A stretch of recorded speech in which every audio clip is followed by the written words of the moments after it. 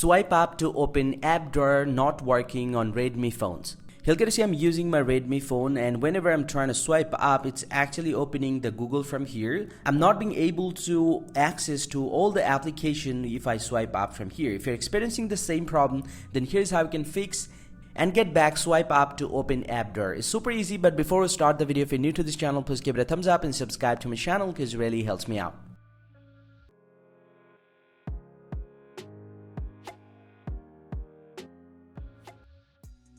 Well, so now to enable swipe up to open app drawer, you just need to open up the settings app from your Redmi phone, and from the settings homepage you just need to scroll down to this option called home screen. You just need to tap on home screen here, and you'll get to see the second option, home screen. You just need to tap on this and it should be selected with the classic. So if you want to enable the app drawer, you'll get to see the second option with app drawer. You just need to tap on this, and once it gets selected, you're pretty much good to go. Just get back from here, get back to the home page. You'll get to see the interface is completely changed.